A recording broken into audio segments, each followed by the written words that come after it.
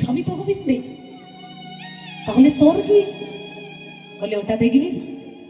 হ্যাঁ, তাহলে আয় আমার সাথে। হাতটা ধরে টানতে টানতে নিয়ে গেলে রাজ্যের ভিতরে। এত সুন্দর কারুকার্য দিয়ে একটা মন্দির তৈরি করেছে, দেখলেই প্রাণ জড়িয়ে যাচ্ছে।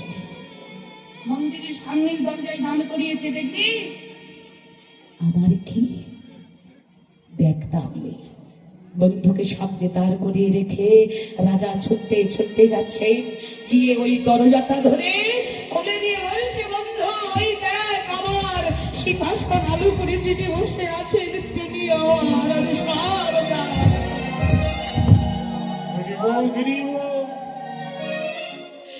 যেদিন ওই রাজার মতো বলতে পারবে এই জগতে সবই আমার গোবিন্দের, আমার বলতে শুধু আমার গৌর হরি, আর কিছু নেই, সেদিন তুমি দাস হওয়ার যোগ্যতা পাবে।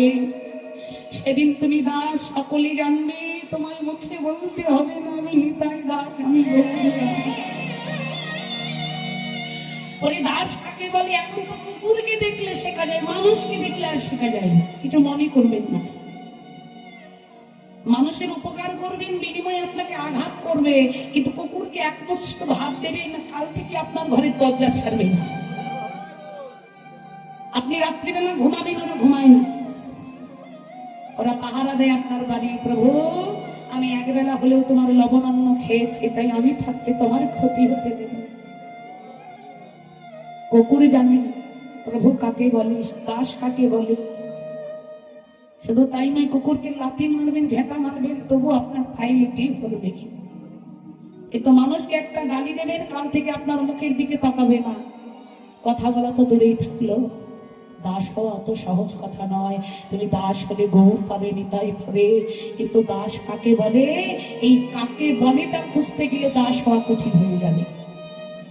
কেননা দাস হতে গেলে ত্যাগ থাকতে হবে, ছাড়ার ধৈর্যটা তৈরি করতে হবে, ত্যাগ করা শিখতে হবে। কারণ ত্যাগই হলো ধর্ম, ভোগে ধর্ম নয়। যে ত্যাগ করতে শিখেছে সে ভগবান পেয়েছে, আর যে ত্যাগ করতে শিখেনি তার জন্য দাস হওয়া খুব কঠিন। তাই গৌর হরি নিজেই আজ কাঙাল হয়ে এসেছে। কেন জানে? তিনি নিজেই শিক্ষা দিলেন, যদি কেউ দিনহীন, নিজেকে অভিমান শূন্য, অহংকার শূন্য করতে না পারে, তার জন্য ভগবান পাওয়া কঠিন।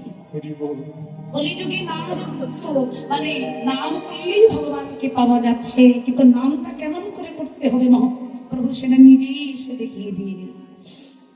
মহাপ্রভু সুরধনী গঙ্গার উপরে দাঁড়িয়ে রজ ভাবে বিভোর হয়ে নিজেকে কৃষ্ণ মনে করে আজ সেই বৃন্দাবনের রাসলীলার কথা স্মরণ করে নবদ্বীপে নিজেকে কৃষ্ণ মনে করে রাসলীলার স্মরণ নিয়ে তিনি ভক্তগণকে ডাকতে লাগলেন। নবদ্বীপে যখন দাঁড়িয়েছেন বাবা সুরধনী গঙ্গার কূলে, আজকে সুরধনী গঙ্গাকে দেখি